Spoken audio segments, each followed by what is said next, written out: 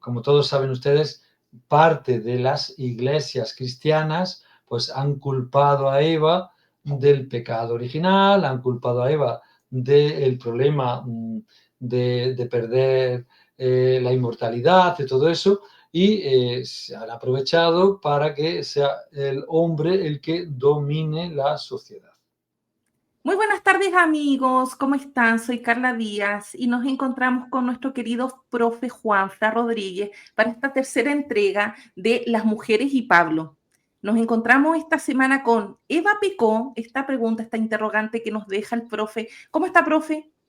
Hola, muy buenas noches, tardes, días, depende de cómo nos escuchen. Pues muy bien, muy contento de volver a tu canal contigo, con nuestros telespectadores y bueno, pues aquí con Pablo, siguiendo con las mujeres de Pablo. Sí, las mujeres, las cartas de Pablo, por favor, no vayan a pensar que es un harem. ¿Alguna Correcto. introducción previa, profe, antes de subir las diapositivas? Bueno, decir que vamos a ver tres cartas de 2 Corintios, las filipenses y la de Filemón.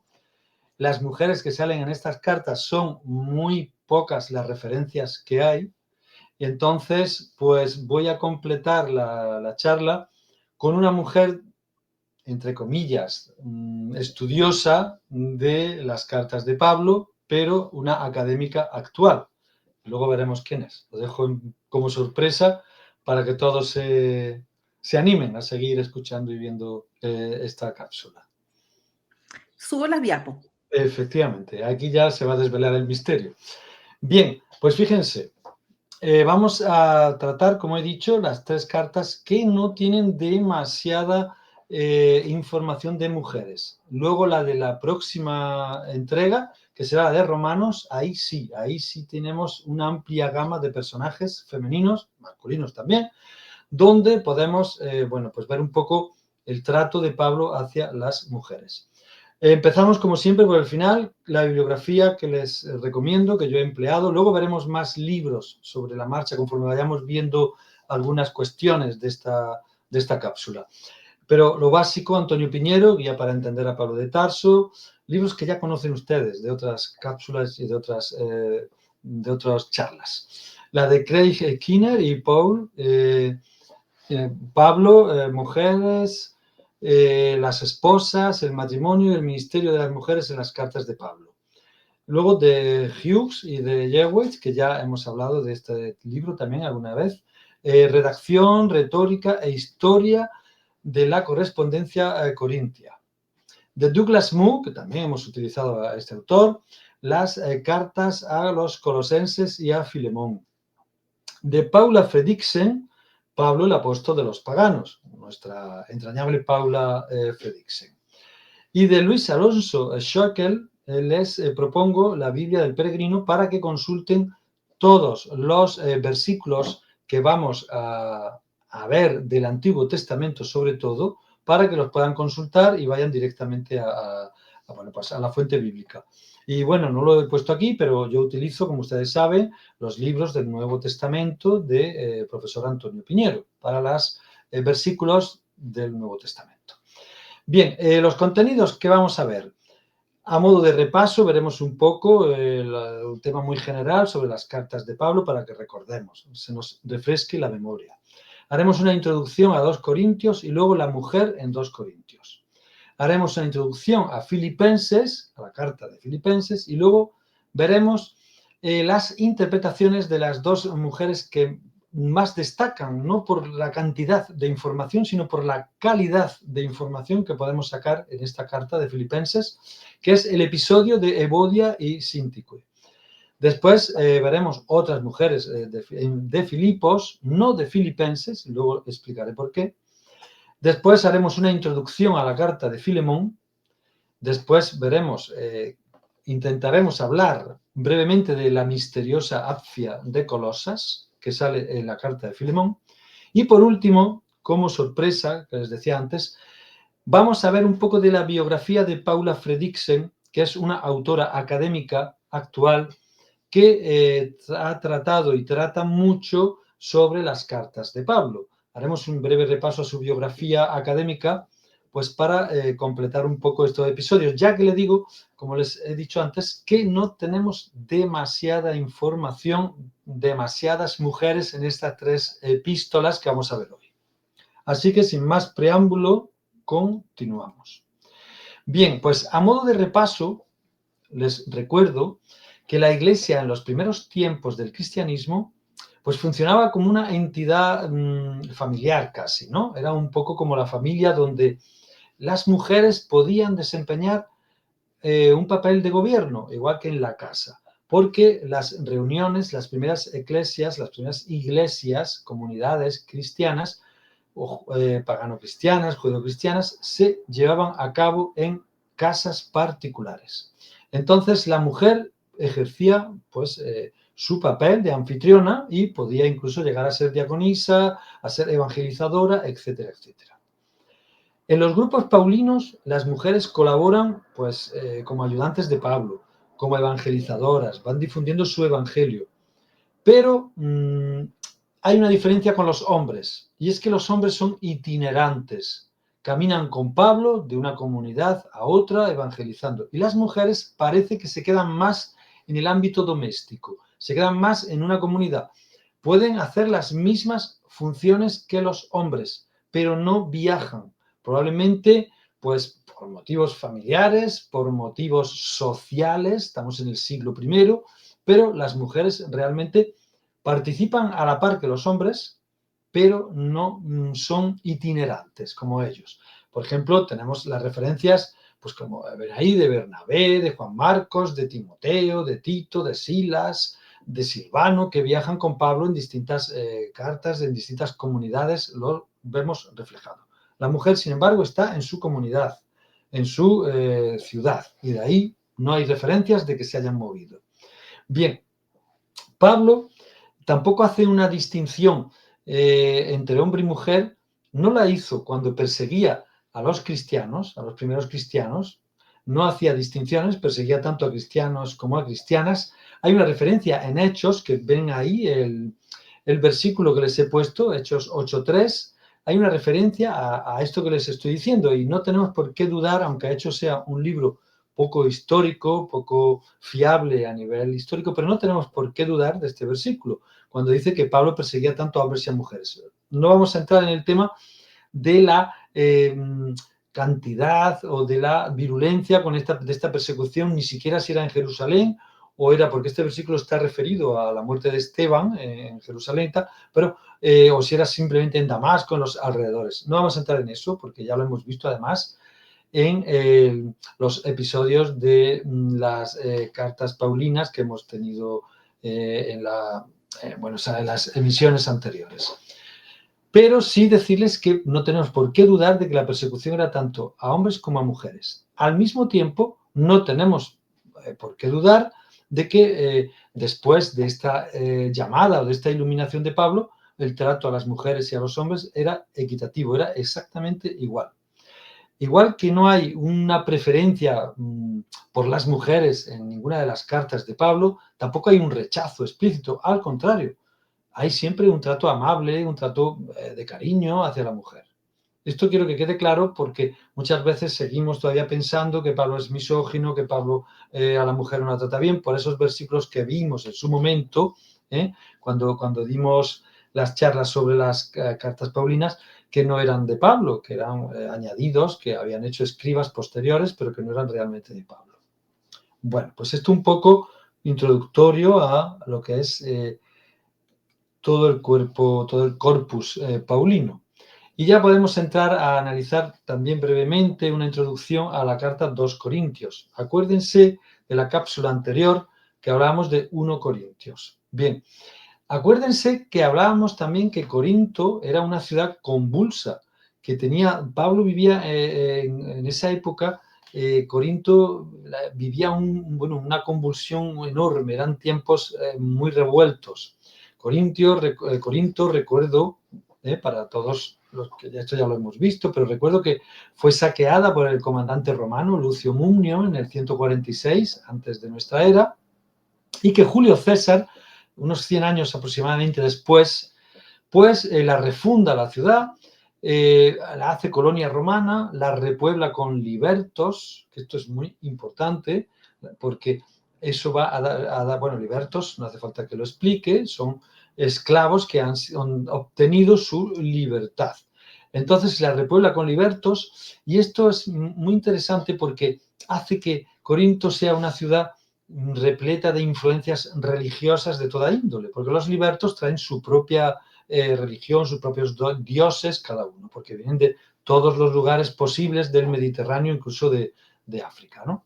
Y entonces, bueno, pues ahí hay una amalgama, una riqueza, una viveza que recuerdo que cuando hicimos el seminario sobre Pablo, yo titulaba Corintios, ¿no?, como la New York, ¿no?, como la ciudad, pero la New York de principios del siglo XX, ¿no? Hay una amalgama, una confluencia enorme de cultura, de religiones, de comercio, de todo. Esto pues florece la ciudad en el siglo I, culturalmente, se convierte en un gran centro administrativo, no solo comercial, y claro, eso atrae, pues lo que he dicho, infinidad de cultos religiosos, vienen artesanos a buscarse la vida, comerciantes, artistas y filósofos en busca, pues, de mecenas que sustenten sus actividades intelectuales y culturales. Y claro, ¿esto que conlleva? Pues un círculo alrededor de gente que viene a ganarse la vida, digamos, de manera no muy legal, charlatanes, estafadores, buscavidas, y proliferan las casas de juego y las casas de prostitución. Todo, imagínense el mundo ese, ¿no? En el siglo I, la convulsión de Corinto, ¿no? Bueno, pues la carta parece ser que está escrita alrededor del año 57. Ha pasado casi un año desde la anterior carta dedicada a los corintios, y esto es muy importante porque veremos cómo esos grupos que veíamos en la carta de 1 Corintios, esos grupos que hacían la competencia de alguna manera a Pablo, pues puede que sigan, pero que también hayan cambiado de alguna manera según hipótesis que se están barajando por académicos actualmente. Lo veremos más adelante. Esta epístola, recordemos que es muy emotiva y es teológicamente muy densa. Habla de aspectos muy personales de Pablo, muy emocionales, él se siente como muy emocionado y nos refleja Pablo toda la angustia que está sufriendo, esa angustia emocional por esos grupos que le están intentando desprestigiar su evangelio y a él personalmente. Entonces, bueno, pues eso lo refleja Pablo en esta carta. Pero lo que nos interesa de esta carta, a ver si lo paso, es que la carta, bueno, pues está presentada con un gran desorden en la redacción. Parece ser que un escriba con muy buena voluntad empezó a compilar escritos relacionados o varias cartas y al final lo que hizo fue un desastre, ¿no? Un desastre de epístola. Dice Meyer Perlman, que es un teólogo de principios del siglo XX, de la primera mitad del siglo XX, que escribió la teología bíblica y sistemática, pues nos dice que 2 Corintios parece como un río africano. Va muy tranquila, las aguas, muy tal, y de pronto, ¡bum!, una catarata tremenda, una convulsión, vuelve a estar tranquila el agua, y esa es la carta, tiene ese ritmo, esas convulsiones. Recordemos que 1 y 2 Corintios pues son recopilaciones de cartas. No voy a detener en eso, no es una única carta, sino que hay varias que se compilan, un escriba pues probablemente a final del siglo I, principio del segundo, las recopila, las junta y forma las cartas a los Corintios. Pablo se enfrentaba en Corintios 1, recuerden, a esas facciones de las que les hablaba antes. Estaban los llamados de Pablo, que se supone que eran sus seguidores, pero luego había 3 facciones que eran los de Apolo, los de Cefas y los de Cristo, o espirituales, recuerden. Bueno, pues ahora no se nombra en 2 Corintios a ninguna de estas facciones. Eso es curioso. Parece ser que los oponentes mencionados en Filipenses 3.2 y en 2 Corintios 11 podían ser, y esto lo dice Paula Fredriksen, no lo digo yo, podían ser como clones del mismo Pablo, es decir, evangelizadores que piensan que tienen las mismas ideas de Pablo, pero que quieren destacar como líderes y tener su propio grupo, su propia iglesia, su propia comunidad en contra de la de Pablo, aunque piensen igual que Pablo, ¿no? dice Paula Fredriksen, apóstoles judíos del movimiento de Cristo que llevaban el evangelio del Mesías crucificado también a los paganos. Es decir, la misma idea básica que tenía Pablo. Lo que les comentaba, ¿no? Algunos de los exégetas modernos ponen en duda la unidad de los adversarios de Pablo y ve conflictos con distintos rivales en cada una de las cartas a los corintios, distintos en cada una de las cartas. La situación de 2 Corintios habría cambiado respecto a la de 1 Corintios. Parece ser que hay un año de diferencia, entonces las cosas han cambiado mucho. Dado que durante el periodo de la composición de las 2 cartas, pues se habrían infiltrado nuevos predicadores foráneos en Corinto, cuyo objetivo era cuestionar la legitimidad del apóstol. Esto, si van a ver los capítulos del seminario que dimos sobre las epístolas paulinas, pues se amplía, está más ampliada esta información y pueden encontrar bastante información sobre este tema si les interesa. Y como les decía, en 2 Corintios no se habla ni de Apolo, ni de Pedro, ni de Bernabé, ni que en 1 Corintios sí se habla, ni de Santiago, etcétera, etcétera. Algunos estudiosos postulan la llegada, como digo, de nuevos adversarios que probablemente vengan de Jerusalén, no está muy claro, pero probablemente vengan de ahí.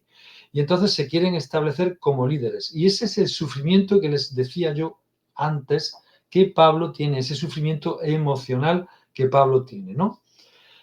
Preguntamos, adversarios judaítas, oponentes gnósticos, judeocristianos helenistas, misioneros del cristianismo primitivo que vienen de Jerusalén. Pues todos esos grupos, esas preguntas, pueden ser los grupos que se oponen ahora a Pablo en esta carta de 2 Corintios.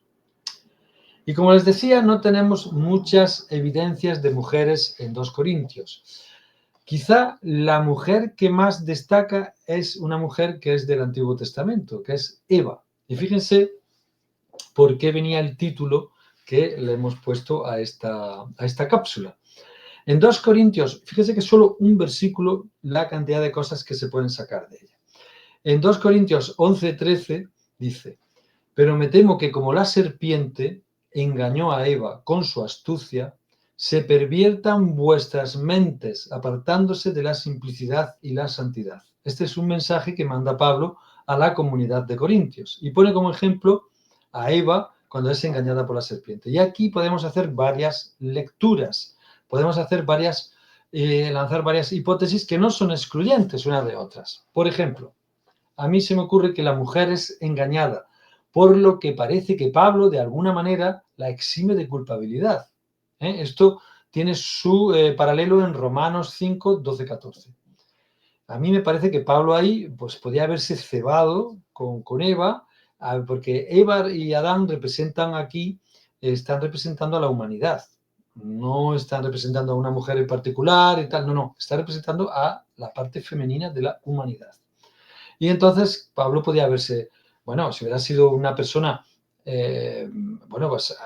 misógina, antifemenina, antimujer, tal, pues aquí tenía un filón para haber machacado a la mujer como culpable, como luego, como todos saben ustedes, parte de las iglesias cristianas pues han culpado a Eva del pecado original, han culpado a Eva del problema de perder la inmortalidad, de todo eso, y se han aprovechado para que sea el hombre el que domine la sociedad. Esa sociedad patriarcal que ya existía en el siglo I, que tenía esas pequeñas variaciones en el hogar, pues a renglón seguido se utiliza a Eva como culpable. Y bueno, y todos sabemos que ha habido una serie de siglos donde la mujer pues era la culpable de todos los males que ocurrían en la sociedad. Afortunadamente, esa idea ya no existe, ni siquiera en la mayoría de las iglesias cristianas, y bueno, se ha superado esa fase, pero esa fase ha estado muy metida en el inconsciente colectivo y ha hecho mucho daño a la mujer y a la sociedad en general. Bien, dicho esto, como es frecuente, Pablo muestra su estilo de escritura particular con frecuentes alusiones y citas indirectas, y entonces creemos que esta cita de 2 Corintios 11:3 tiene su base en Génesis 3:13, ya que tanto aquí como en el corpus paulino en general se trata la idea de la culpa y la responsabilidad individual ante el pecado. Eva, al culpar a la serpiente, muestra una tendencia humana a buscar chivos expiatorios, pero no como mujer, no nos confundamos, sino como ser humano, ¿no? Pablo, por su parte, enfatiza que cada individuo, no la mujer, sino cada individuo, es responsable ante Dios por sus propios pecados. Pablo podía estar hablando también de la caída del hombre a causa de la tentación y de la lucha contra el pecado, así como de la necesidad de la gracia para vencerlo. Esto, recuerden, fíjense, de un versículo pequeñito donde sale Eva y tal, todas las cosas que podemos sacar. Recuerden que para Pablo, en sus epístolas,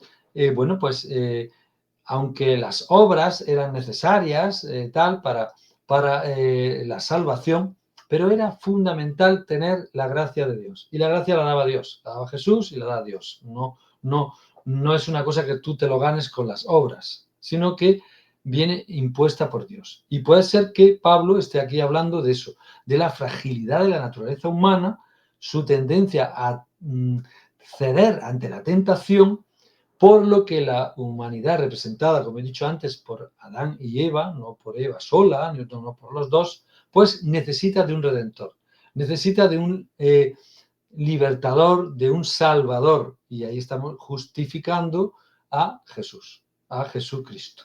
Entonces, fíjense con un versículo hasta dónde podemos llegar leyendo la interpretación, en este caso, un tanto teológica de Pablo. Bien. El versículo de Génesis, lo he puesto ahí por si tienen interés. Entonces el Señor Dios dijo a la mujer, ¿qué es esto que has hecho? Y la mujer respondió, la serpiente me engañó y yo comí. Y termino diciendo lo que dije al principio. Pablo podía haberse cebado con la mujer, podía haber ido a degüello por ella, sin embargo no lo hace. Va más bien a por el género humano en general, para justificar lo que he dicho antes, que necesita de un Salvador, el Mesías. Bueno, pues continuamos. Si el ratón quiere funcionar. Ahí. Bien, ahí tiene a Adán y Eva, ya con la hojita puesta de parra, porque, claro, no, la época en la que se hace esta pintura, bueno, se dibujan, se pintan primero sin hojita y luego llega la famosa época esta en la que todo, acuérdense, la Capilla Sixtina, de todo lo que era es desnudo, integral, hay que taparlo. Bien, aparece otra mujer, pero no aparece en la carta, sino que ni en esta ni en la anterior de 1 Corintios, sino que aparece en Romanos, pero aparece como una mujer que vive en Corinto, por eso la he puesto hoy, que es Febe, que es una mujer, como digo, que no se cita en ninguna de las cartas a los corintios, pero que vive en el puerto de Cencreas, que es el puerto de Corinto. Y entonces aparece con mucha importancia, y hablaremos de ella en la próxima cápsula, aparece en Romanos. Pero me ha parecido interesante pues citarla porque vive en Corinto, a donde va la carta destinada. Es considerada como diaconisa, ¿no? Como evangelizadora, como ministra. Y se habla de Febe solo en Romanos 16, 1, 2, como les he dicho antes. Una hipótesis plausible es que fuera, lo veremos la próxima cápsula, la portadora de la carta a los romanos. Fíjense si recuerdan, cuando vimos el seminario de Pablo, que hablaba de un artículo de un autor muy interesante, que hablaba sobre eso, sobre las cartas, los carteros y las carteras de las cartas de Pablo. Y entonces, bueno, y le daba un cariz interesante de peticiones, de darle a los carteros, pues bueno, pues una recomendación. Hablaba de las recomendaciones. Acuérdense y vayan para no perder mucho tiempo, vayan al seminario y revísenlo y verán qué interesante. Sobre todo porque eran peticiones. Los carteros, Pablo en las cartas hace peticiones también para ellos, para los carteros y las carteras. Bien, pues pasamos a la siguiente carta, a Filipenses. La carta de Filipenses no tiene una doctrina, esto lo vimos ya también, no tiene una gran doctrina teológica, es una carta de desahogo que Pablo escribe Bueno, pues como un relax. Después de toda la tensión que hemos tenido en Gálatas, toda la tensión de 1 Corintios, toda la tensión de 2 Corintios, ahora Filipenses es como un relax que se permite Pablo, aunque también tiene sus puntos de llamadas de atención a la comunidad de Filipo, pero Pablo como que se relaja, ¿no? Está escrita a los amigos más cercanos de Filipos, transmite una nota de alegría, aunque nos preguntábamos también, y lo vuelvo a preguntar, esa alegría, él está en la cárcel. Bueno, pues parece ser que escribe la carta desde un encarcelamiento, a lo mejor no era tan riguroso como pudiéramos pensar, y entonces, pues él escribe con más relax.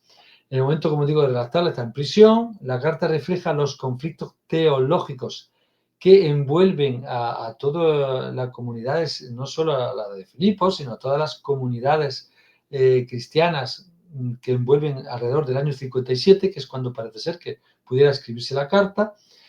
Y él dice que está arrestado en Jerusalén, en Cesarea. Bueno, pues no hay una claridad donde pueda estar encarcelado. Ya lo vimos también, podía estar en Éfeso, no tenemos muy claro. Parece ser que Jerusalén está muy lejos, pero no sabemos exactamente dónde está. Hay conflictos, sí sabemos que hay conflictos entre judíos y gentiles que él intenta resolver, pues sobre varios aspectos teológicos, como el significado de Jesucristo, entre judíos y no judíos, sobre la circuncisión, sobre la historia sagrada, es decir, la Biblia hebrea, entre fariseos y saduceos, sobre la resurrección de los muertos, etcétera, etcétera. Esto es lo que refleja esta carta, así como resumen. También ahí parece ser una incursión hacia la Guardia Pretoriana, donde Pablo también parece, según la carta, que él predica su evangelio. Bueno, esto es un poco el resumen que ya vimos también en la cápsula, perdón, en la charla sobre la carta a los filipenses en el seminario de las cartas paulinas, que siempre les remito allí si quieren ampliar esta información. Con estos conflictos, pensar en los partidarios cercanos de Filipo, pues claro, a Pablo le da una tranquilidad enorme, porque era una comunidad muy, muy, muy tranquila, donde estos problemas que, como he dicho, están en el Mediterráneo, en las distintas comunidades que hay en el Mediterráneo, pues a Pablo le da una tranquilidad, una paz que a lo mejor necesitaba para, bueno, pues para poder seguir adelante. Es una carta informal, irregular, con una estructura, lo que provoca, bueno, pues que podrían tener dudas de cuántas la componen, si hay 3 cartas, si hay 2. La compilación se hace también a final del siglo, a principios, perdón, del siglo II, por otro escriba que las junta, las redacta, pero esta carta, aunque esté compuesta por varias cartas aparentemente, pero tiene una unidad. No pasa como la de Corintios, que eso es un desastre de mare magnum, de ideas para arriba y para abajo. Aquí sí hay una unidad en la epístola, con lo cual nos da más igual que sean varias o que sea una, ¿no? En conjunto tiene un mismo contenido teológico y, como he dicho, es una carta familiar, muy afectiva, muy tal, donde se reconoce la generosidad de la comunidad de Filipos. Pablo la reconoce y bueno, es una carta más redonda, más cerrada en ese sentido. Continuamos. Aquí. Bien. La carta muestra indicios similares a los hallados en una Tesalonicenses. Recordemos, vamos hacia atrás, indicando que el cristianismo en las iglesias de Macedonia pues era como más tranquilo, más sólido, estaba más establecido. Parece ser que allí la enseñanza del apóstol pues no fue perturbada, como hemos visto en Gálatas y en Corintios, las 2 de Corintios, como hemos visto que había mucha competencia, ¿no? Que Pablo tenía mucha competitividad de otros predicadores, de otros evangelizadores. Aquí parece que está todo como más tranquilo, ¿no? Como no, que no hay tanto, pues, tanta disputa con Pablo y tanta manera de quererlo hacer aminorar su prestigio, ¿no? Porque lo que atentan en las otras cartas no es solo contra el evangelio de Pablo, sino contra su prestigio personal. De ahí esos enfados, esos arrebatos que tiene el apóstol, ¿no? Bien. Aquí, a diferencia de la próxima carta que veremos, de la de Romanos, la teología trata de puntos doctrinales pero no en forma de exposición. Ya vimos en su momento que Romanos es pues una larga exposición de cuestiones teológicas. Aquí no. Aquí es más principios, hechos que son familiares para los receptores de la carta, que saben de qué está hablando Pablo, tanto lectores como oyentes, porque las cartas ya saben que no solo se leían, sino que se escuchaban en comunidad, se leían para todo el mundo. Los temas que se desarrollan en la carta, la jactancia, el amor propio, la ambición, los celos, etcétera, etcétera, pues están dentro de la propia comunidad. Es para que entre ellos, entre los propios miembros de esa comunidad, pues superen estos posibles problemas, estas cuestiones internas. No hay influencias, como he dicho antes, de evangelizadores externos que quieran perturbar esa paz que hay aparentemente dentro de esta comunidad. La carta es una respuesta a los problemas que se plantean en todo el Mediterráneo, una respuesta utópica, como dice ahí, ¿no? A la situación aparentemente irresoluble en la que se encuentran los hombres y las mujeres en el mundo mediterráneo del siglo I. Pone de relieve, pues eso, los sufrimientos de Pablo, sus colaboradores y los propios filipenses en comparación con la otra facción, con los de Cristo. Esos que veíamos que eran como muy elitistas, recuerden, en las ediciones anteriores que hemos visto de las cartas paulinas. Pero también hay mucha alegría. Pablo está contento, está feliz, hasta el punto de que hay una utilización, que también lo hemos visto ya, de la retórica, porque, por ejemplo, he puesto ahí un ejemplo, pero es en toda la carta, ¿no? Cuando dice Pablo, alegraos siempre en el Señor, os lo repito, alegraos, ¿no? Esa fórmula retórica quiere decir que está muy contento, ¿no? Entretejidos, el sufrimiento y la alegría sirven, bueno, pues un poco como, digamos, el telón de fondo, como dice ahí, o la línea conductora durante toda la carta. Pero tomemos esta carta como una carta alegre, ¿no? Como una carta que Pablo está contento. ¿Y qué mujeres aparecen aquí? Pues aparecen dos mujeres que son una gran incógnita y, como veremos, hay muchas o algunas interpretaciones acerca de su situación. Estas mujeres, perdón, son Evodia y Síntique. Y leemos. Por tanto, hermanos míos, queridos y añorados, mi alegría y mi corona, manteneos así firmes en el Señor, queridos. Ruego a Evodia y ruego a Síntique que piensen lo mismo en el Señor. También te ruego a ti, leal compañero, que las ayudes, ya que lucharon por el Evangelio a mi lado, con Clemente y demás colaboradores míos, cuyos nombres están en el libro de la vida. Bien, esto da mucho juego. Este versículo, estos 3 versículos dan mucho juego y muchas posibles interpretaciones, porque claro, no tenemos más pistas ni de quiénes son, que podemos imaginar, por lo que ha dicho Pablo, que son 2 evangelizadoras, pero no sabemos cuál es la disputa. Si la disputa es entre ellas, si la disputa es con Pablo, si la disputa es entre ellas y algunos otros miembros de la comunidad de Filipos, no lo sabemos.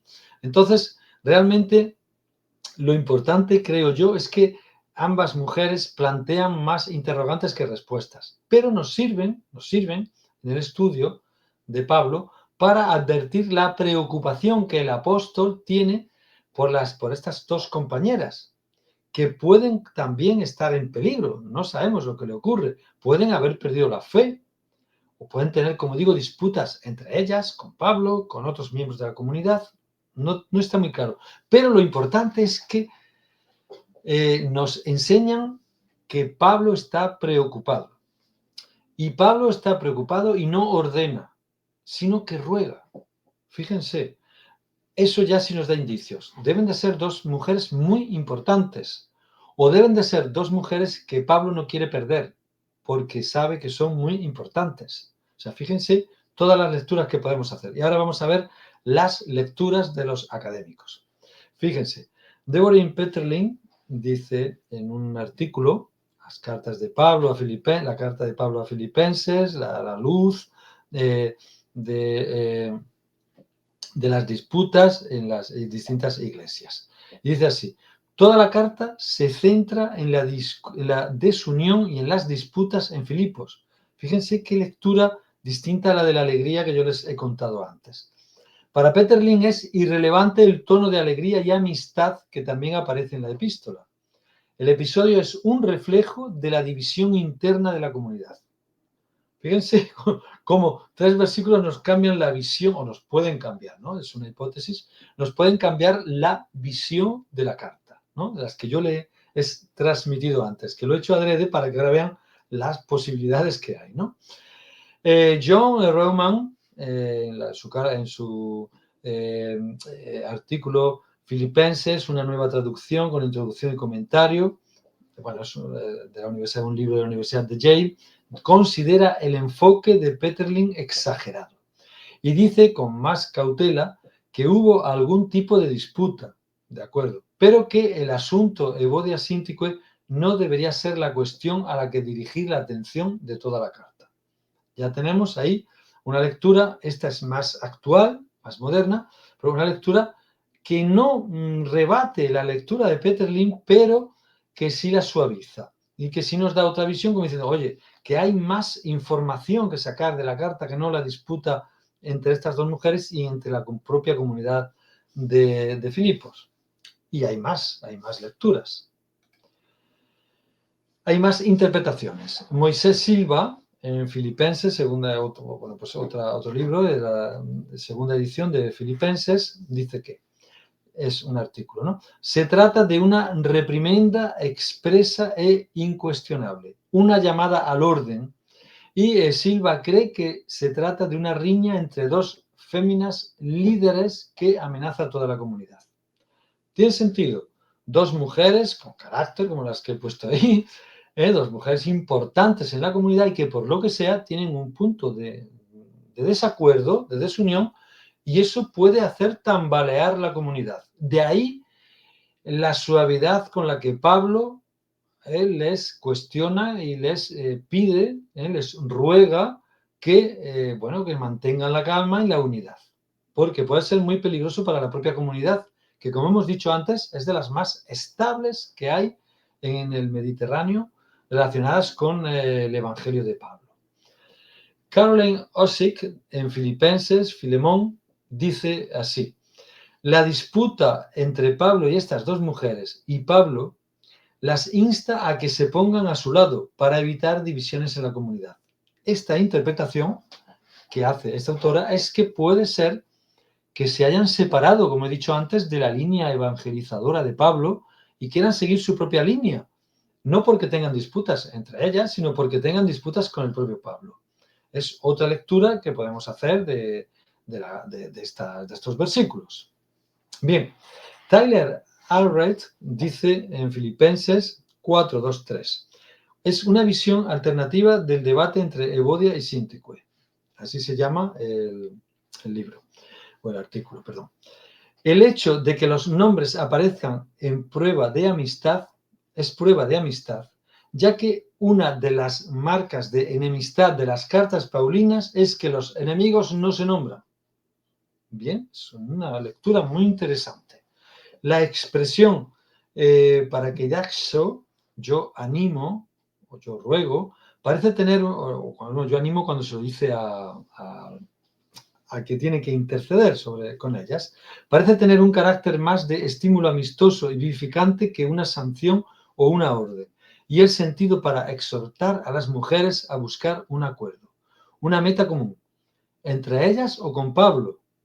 Esa es la gran pregunta. Busca unidad de la comunidad, eso sí está claro. Pablo persigue que la comunidad no se desintegre, que siga unida, porque ese es el fin de todos los, cartas paulinas, de todo lo que sería, llamémoslo, el Evangelio paulino, ¿no? A través de un contrastado seguidor fiel que es Clemente, al que le dice que interceda y que, por favor, arregle el asunto. Entonces, bueno, como ven, varios versículos, 3 versículos, pues nos pueden dar muchas lecturas. Imagínense que estoy hablando de artículos y de libros. Yo solo he resumido la idea esencial de cada uno de ellos, pero fíjense la cantidad que se puede sacar cuando dicen, no, es que se ha agotado el tema de las búsquedas del Jesús histórico, del Pablo histórico, se ha agotado. No, para nada, no se ha agotado para nada, porque de cada versículo, de cada idea general, podemos sacar un montón de bibliografía. Para concluir, diremos que Evodia y Síntique como colaboradoras de Pablo por su capacidad de cooperar a pesar de las diferencias, que al final no nos han quedado demasiado claras, pues parecen muy importantes para la misión de la comunidad de Filipos. Y eso es lo que a nosotros nos interesa cuando estamos estudiando las mujeres en las cartas de Pablo. Y nos interesa ver cómo las mujeres, dos mujeres en este caso, con independencia de las diferencias y del porqué de las diferencias, tienen un papel fundamental en la comunidad. Y si tienen un papel fundamental, todas las hipótesis que planteamos al principio de la importancia de la mujer en el cristianismo, en los cristianismos primitivos, es una realidad, no es una invención. Y eso es lo que yo concluiría de este episodio. La gran importancia que en la comunidad tienen estas dos mujeres. Y Pablo lo reconoce y lo sabe y hace todo lo posible para que no haya un conflicto que desintegre, que diluya o que aminore su evangelio en esta comunidad. Yo creo que esa es un poco la conclusión a la que podemos llegar en estas cápsulas que hablamos de las mujeres en las cartas paulinas. Creo que es interesante. Creo que con estos autores y autoras pueden ampliar, si desean, esta información, porque la verdad es que es un mundo, nada más que estos 3 versículos, es un mundo maravilloso, ¿no? Bien, otras mujeres que aparecen en Filipos. No en la carta a Filipenses, vuelvo a decir lo que dije en la carta anterior. Lidia es una mujer, si atendemos a Hechos 16, 11, 15, Lidia es una mujer en la comunidad de Filipos. No aparece en ninguna carta de Pablo, y parece ser que es una mujer adinerada, una vendedora de telas de púrpura, así se define en Hechos, bueno, que adoraba a Dios, pero eso no significa que fuera cristiana, porque luego se vuelve cristiana. Probablemente era una persona temerosa de Dios. Cuando Pablo comenzó a enseñar, ella y su familia se hicieron creyentes y fueron bautizados. Después mostró hospitalidad, los invita al equipo, a Pablo y a todo su equipo, para que se queden con ella. Y las mujeres, pues bueno, pues otra prueba más, si atendemos a que estos versículos de Hechos pudieran ser plausiblemente históricos, pues del papel, de la importancia de la mujer en la iglesia de Filipos, no solo de Evodia y Síntique, sino también de Lidia. Bien, les he puesto lo que ocurre después, cuando esta mujer se convierte y se hace cristiana, y fíjense lo que ocurre porque aparece otra mujer. Así que les he puesto los versículos de Hechos, porque aquí solo tenemos información de Hechos, no de ninguna carta paulina. Así que lo cogemos con pinzas, pero bueno, creo que es interesante que tengamos esta información. Así que zarpando de Troas navegamos con rumbo directo a Samotracia. Y al día siguiente en Neápolis y de allí a Filipos, que es una ciudad principal de la provincia de Macedonia, una colonia romana. En esta ciudad nos quedamos por varios días. Y en el día de reposo salimos fuera de la puerta, a la orilla de un río, donde pensábamos que habría un lugar de oración. Esto lo vimos cuando vimos la carta a Filipenses en el Corpus Paulino, que salían a adorar al lado del río y estaba esta mujer Lidia, ¿no? Y estaba escuchando cierta mujer llamada Lidia en la ciudad de Tiatira, vendedora de telas de púrpura, que adoraba a Dios. Y el Señor abrió su corazón para que recibiera lo que Pablo decía. Cuando ella y su familia se bautizaron, nos rogó diciendo: si juzgáis que soy fiel al Señor, venid a mi casa y quedaos en ella. Y ahora viene lo que interesante por lo que les he puesto estos versículos. Y nos persuadió de ir. Y sucedió que mientras íbamos al lugar de oración, nos salió al encuentro una muchacha esclava que tenía espíritu de adivinación, la cual daba grandes ganancias a sus amos adivinando. Esta, siguiendo a Pablo y a nosotros, gritaba diciendo: estos hombres son siervos del Dios Altísimo, quienes os proclaman el camino de salvación. Y esto lo hacía por muchos días. Mas, desagradando esto a Pablo, se volvió y dijo al espíritu, porque Pablo pensaba que estaba poseída. Bien, y dijo al espíritu: te ordeno en el nombre de Jesucristo que salgas de ella. Y salió en aquel mismo momento. Bien, es un poco para que vean cómo Pablo, o cómo los autores de Hechos, no tanto Pablo, intentan equipararlo con Jesús, con la expulsión de demonios, de espíritus malignos dentro de las personas, ¿no? Los exorcismos. Pero lo interesante es lo que viene ahora. Pero cuando sus amos vieron que se les había ido la esperanza de su ganancia, prendieron a Pablo y a Silas y los arrastraron hasta la plaza ante las autoridades. Y luego viene un episodio en el que son encarcelados, son azotados con varas, en fin, un poco para equiparar al apóstol con Jesús. Un símil de exorcismo, de castigo, etcétera, etcétera, para equiparar a Pablo, para darle prestigio a Pablo. Por eso dudamos que sea histórico realmente estos episodios. No hay por qué dudar de que Pablo pues interviniera cuando había algún problema y tal.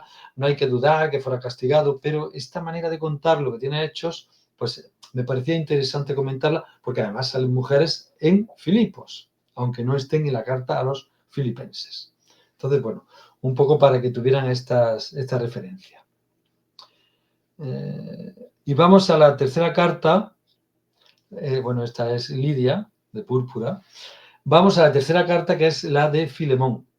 Aquí el Pablo duro y cáustico, con sus adversarios de Gálatas, incluso de Filipenses sobre todo, se muestra en esta carta, que está datada entre los 54 y 58, encantador, diplomático, buen retórico y hábil para persuadir.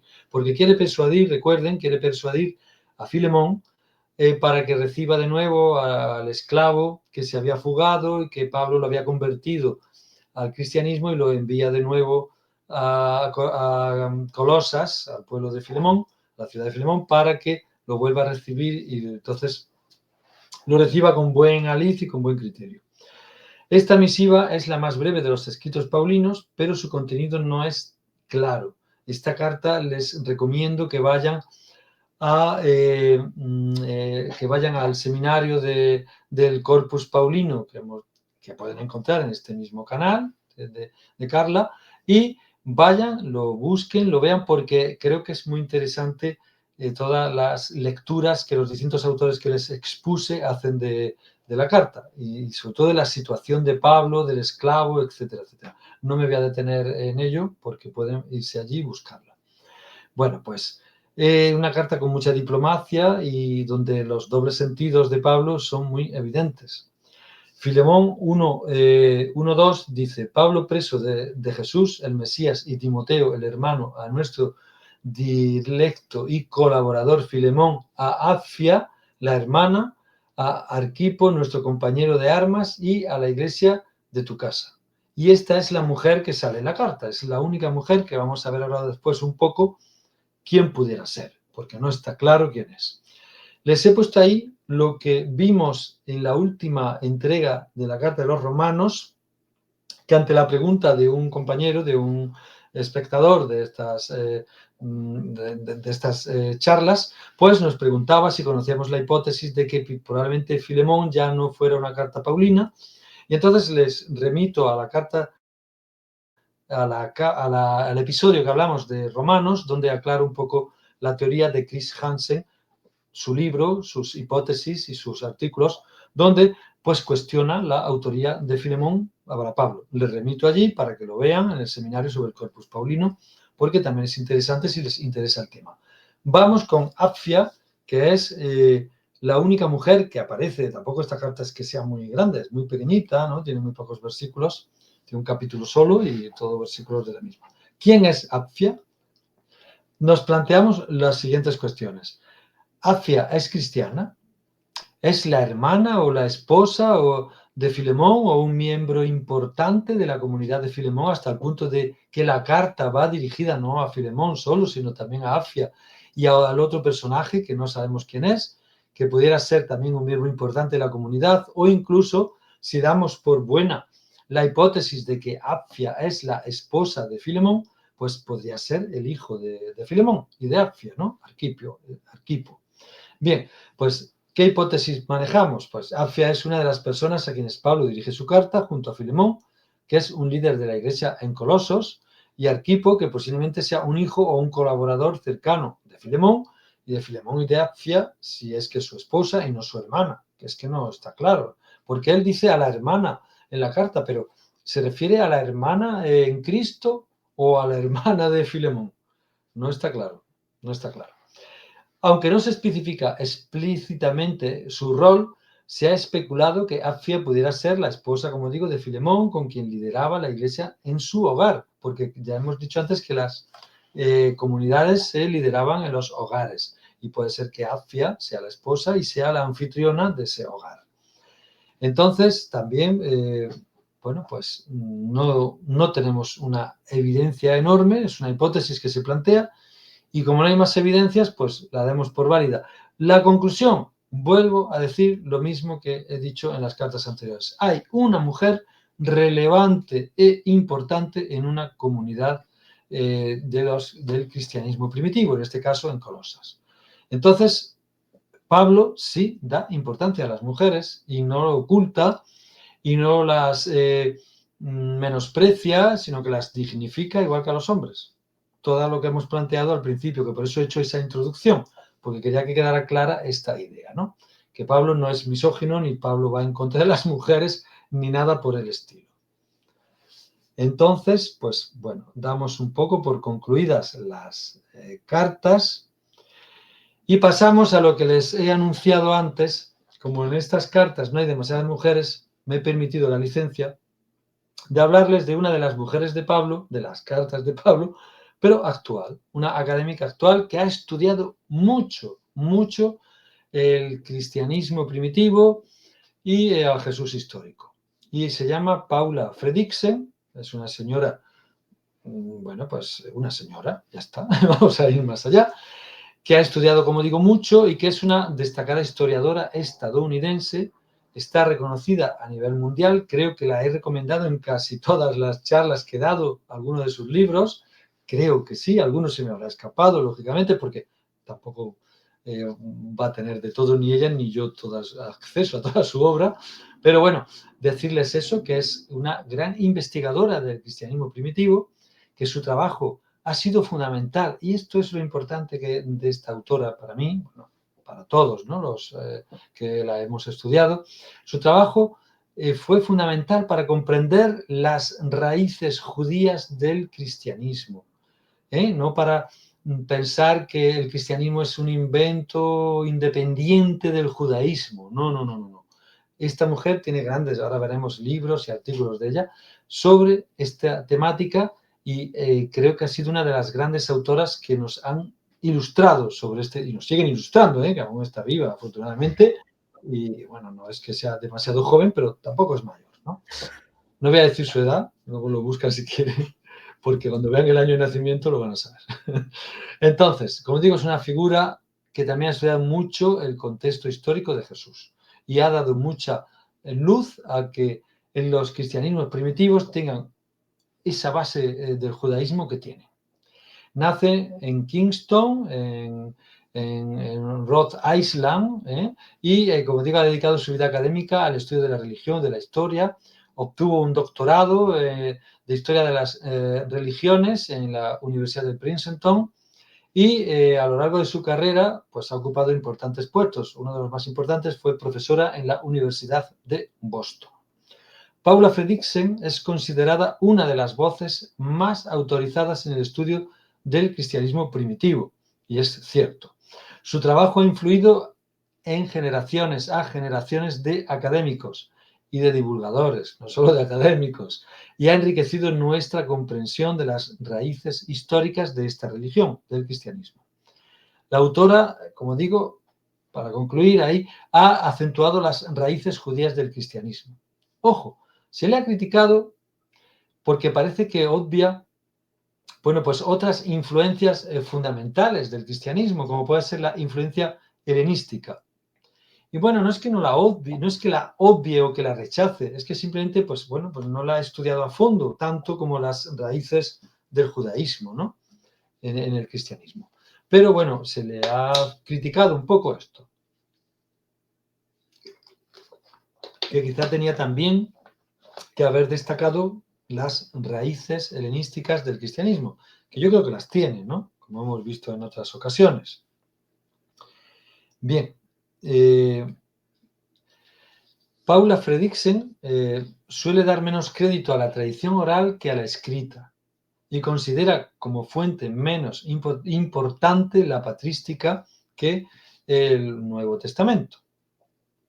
Y yo creo que ahí acierta, porque la patrística ya, bueno, es una interpretación de todo lo que es el Nuevo Testamento, que es interesante que para conocer las iglesias primitivas, pero para el Jesús histórico o el Pablo histórico, pues quizá tenga razón Paula Fredriksen aquí, ¿no? Separa con mucha claridad al Jesús de la fe del Jesús histórico. Ella es una de las pioneras en el estudio del Jesús histórico, en la que nos dice claramente que no podemos estudiar al Jesús histórico si estamos imbuidos con el Jesús de la fe. Logra ofrecer una imagen coherente y convincente de Jesús de Nazaret a partir del estudio del Jesús histórico, como digo. Su enfoque es riguroso, multidisciplinario, analizar las fuentes históricas. Esto es muy interesante porque el estudio del Jesús histórico, del Pablo histórico, no se puede hacer ya desde una óptica exclusiva, sino que hay que hacerla desde muchas ciencias unidas que nos dan una información mucho más completa. La sociología, la antropología, la filología, la exégesis, todo unido. Entonces hacemos un estudio multidisciplinar y Paula Fredriksen lo hace y es muy interesante. Su obra se caracteriza por su claridad expositiva y va destinada a académicos, pero también va destinada a público en general con cierta formación. Tampoco es una novelista, ¿no? Que vaya para cualquiera la información y llegue y tal, no. Es una persona que divulga también muy bien, a pesar de ser académica, pero bueno, para leerla no es que haya que tener una licenciatura ni un grado ni nada de eso, pero bueno, hay que tener ciertos conocimientos básicos de historia desde el siglo I. Eso creo que es interesante saberlo para que, bueno, no nos enfrentemos a su lectura y nos sorprendamos, ¿no? Es una académica imprescindible en el estudio del Jesús histórico y de los cristianismos primitivos. Concluyendo. Bien, aquí les he puesto algunas reseñas de algunos de sus libros que me parecen muy interesantes y si tienen acceso y curiosidad, pues se van a divertir porque es amena la lectura, pero al mismo tiempo van a aprender bastante. De Jesús a Cristo, un estudio clásico sobre la transformación de Jesús en una figura cristológica. El libro explora la evolución de Jesús como líder religioso judío a convertirse en una divinidad cristiana. Bien, muy interesante, ¿eh? No me detengo demasiado porque yo creo que lo suyo es que lean los libros. Si tienen acceso es lo mejor. Jesús de Nazaret, rey de los judíos. En esta obra, Paula Fredriksen presenta una biografía de Jesús que lo sitúa en un contexto histórico y cultural, enfatizando sus raíces judías. Piensen en lo que les he dicho antes del estudio multidisciplinar. Bien, Agustín y el judaísmo. Esta obra explora las complejas relaciones entre el cristianismo y el judaísmo en la figura de San Agustín, Agustín de Hipona, uno de los padres de la Iglesia. Paula Fredriksen analiza cómo Agustín, a pesar de sus críticas al judaísmo, también defendió la importancia de los judíos en la historia de la salvación. Por eso ella, bueno, pues una pionera en el tema de dar sentido al cristianismo también a partir del judaísmo. No solo a partir del Jesús histórico, sino como de autores como Agustín de Hipona, uno de los padres de la Iglesia. El pecado. Este libro, a mí me encanta este libro. En este libro, Paula Fredriksen traza la historia del concepto de pecado desde las religiones antiguas hasta el cristianismo primitivo, ofreciendo una perspectiva comparativa y contextualizada. Este libro a mí personalmente me gusta mucho, ¿no? Cristianismos antiguos. Bueno, pues un estudio general sobre el cristianismo primitivo que abarca desde sus orígenes hasta el siglo V. Un libro también muy interesante. Y después Apolinar de Laodicea y la cristología, ¿no? La controversia de la cristología. Un análisis, esto ya es un libro como más particular, un análisis de una de las principales controversias teológicas de los primeros siglos del cristianismo, el que planteó este Apolinar, ¿no? De Laodicea. Bien, Pues esto en cuanto a bibliografía de libros, por si les interesa, creo que es interesante esta autora, para mí una de las más importantes. Y luego aquí tienen ya artículos más concretos, no voy a detener en ellos, sobre temáticas muy, muy concretas que si les interesa, pues búsquenlos y léanlos. Aquí son artículos desde que empieza ella en el año 80 y tantos, ¿no? No sé si he puesto un artículo del 80 y algo. Sí, el del 86, precisamente de Pablo y Agustín, San Agustín. Y entonces, pues bueno, son artículos de toda su trayectoria profesional hasta el último. Hay uno del 79, Juanfra. 9, sí, que es que exactamente, es el que estaba buscando. De la histeria en el misticismo gnóstico y la creación. Ese es cuando ella es una niña, ¿no? Prácticamente, ¿no? Recién terminada de sus estudios. Pero son todos los artículos, como digo, muy, muy, muy interesantes. Empezamos en esa época, terminamos en el 2000, creo que he puesto el último 2018, algo así, ¿no? Sí, el de 2018, el de la teología paulina, precisamente. Entonces, pues consúltenlo si les interesa. Hay otro del 86 también, la muerte, ¿no?, de física de Jesucristo, sobre la muerte física de Jesucristo. Entonces, bueno, le he puesto este botón de muestra porque ya tiene infinidad de artículos y de libros más. Pues me parecía una autora interesante que deberían de conocer si no la conocían, porque ya han visto que la suelo recomendar bastante, siempre algún librito de ella aparece por ahí, o algún artículo, incluso creo que en alguna de las charlas sobre las cartas paulinas puse un artículo de ella, específico de ella. Pero bueno, pues un poco porque tengan información redondeada sobre las mujeres de Pablo con una mujer actual, un poco así.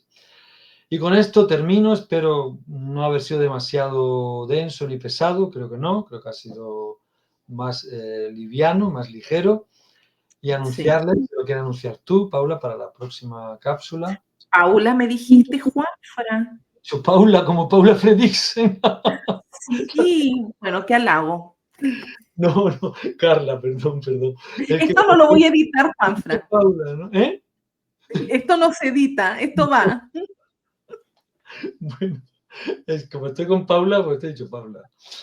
Carla, que presente si quieres la próxima. No, dale, anuncia. No, pues vamos a hablar de la última carta de San Pablo, de las mujeres de la última carta que aparecen en la última carta de San Pablo, que aquí vamos a tener muchas en la carta a los romanos, incluso la cartera, como han visto, puede ser una mujer, y vamos a hablar de eso. Y luego hablaremos, para completar, de un episodio, de un libro euroepígrafo, de un libro que a mí me gusta mucho, pero que no es evidentemente de rigor histórico, que son los Hechos de Pablo y Tecla. Me parece una aventura muy interesante que puede interesarles también a ustedes, espero que sí.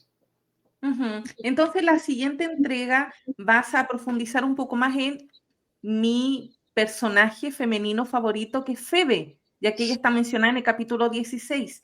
Y sobre lo que ibas hoy día hablando, Juanfra, Apfia.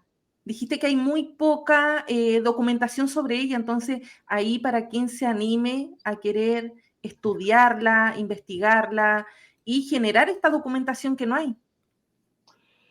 Realmente es que solo tenemos ese primer versículo de esa primera dedicatoria, ¿no?, de la carta de Filemón. Y encima, si ahora ya cuestionamos la autoría de Pablo, pues imagínate, ¿no?, que todavía los académicos no están en esa línea, pero este chaval, el Christian Hansen, ha abierto la caja de Pandora. Y yo creo muy interesante que se estudie, que los académicos se estudien un poco este tema, porque puede ser, los argumentos que da, que lo vimos, ¿no?, en la anterior entrega de Romanos, son muy interesantes. Hay algunas pequeñas contradicciones sobre el lugar de composición de la carta y tal, pero bueno, es estudiable. La hipótesis es muy, muy interesante, ¿no? Muy interesante. Juanfra, muchas gracias por esta tercera entrega y espero que los amigos en diferido, porque bien saben que esto va grabado, la disfruten tanto como yo. De verdad que gracias por esta entrega y tu entrega al canal para estas cápsulas, para los seminarios, para todo, Juanfra. Ya sabes que lo hago encantado. Carla Paula Díaz. Paula Díaz. Lo hago ya, fuera de broma. Yo lo hago encantado porque me apasiona el tema, porque me encanta tu canal, porque me gusta mucho el público que tenemos y yo lo hago encantadísimo, con todo el gusto del mundo. Así que no se pierdan la próxima de los romanos. Así es, que esté muy bien. Gracias, Juanfra, adiós. Muchas gracias.